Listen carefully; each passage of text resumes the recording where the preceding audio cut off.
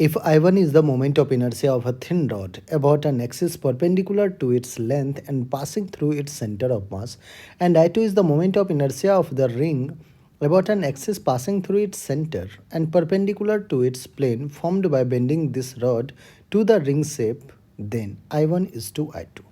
बच्चों हमें I1 I2 का रेशियो लेना है। सबसे पहले I1 की अपन बात कर ले। I1 में क्या कहा गया है कि एक थिन रॉड है अपने पास, ठीक है, और इस थिन रॉड के सेंटर ऑफ मास से पास होता हुआ और परपेंडिकुलर टू द रॉड एक एक्सिस है।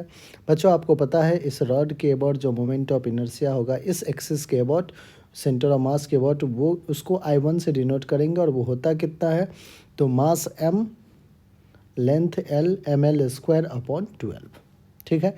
और किसी एक एंड से क्या होता है ml²/3, तो सेंटर से पास करता हुआ है ml² अपॉन 12। कह रहा है कि इसी मास m लेंथ l का जो रॉड है उसे क्या किया गया है, एक सर्कुलर रिंग बना लिया गया है, ठीक है, एक सर्कुलर रिंग बना लिया है।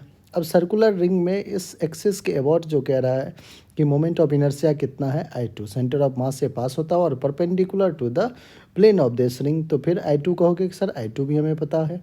I2 क्या होता है, मास m इंटू रेडियस का स्क्वायर। लेट से रेडियस r है तो मैं रेडियस r का स्क्वायर। अब बच्चों रेडियस r जो है हमें l के टर्म्स में लिखना पड़ेगा क्योंकि आपने इस रिंग को किससे बनाया है, इस m मास और l लेंथ के रॉड से बनाया है, थिन रॉड से, ठीक है। तो आप कहोगे कोई दिक्कत नहीं है, 2πr पूरा का पूरा सरकमफ्रेंस कितने से बना होगा, l लेंथ से, तो रेडियस r कितना आ गया, l अपॉन 2π, हो गया काम खत्म, ठीक है। ये कुछ बहुत बड़ा काम नहीं था अपने पास। m इंटू आर का स्क्वायर, r क्या है बच्चों, l अपॉन 2π, l अपॉन 2π का स्क्वायर कर दीजिए, क्या जाएगा I2 आ जाएगा ml², 2 का स्क्वायर 4π², बस हो गया। I1 पता है आपको, I2 पता है आपको, I1 अपॉन I2 का रेशियो, I1 अपॉन I2 क्या है ml² divided by 12 divided by ml² divided by 4π²। Cancel out कीजिए बच्चों, ml² ने ml² को कैंसिल किया, 4π² ऊपर चला जाएगा डिवाइडेड बाय 12 आएगा, 4 1 जा 4 3 जा, दैट इज द रेशियो है π²/3।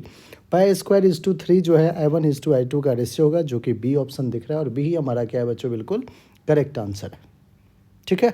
चलिए।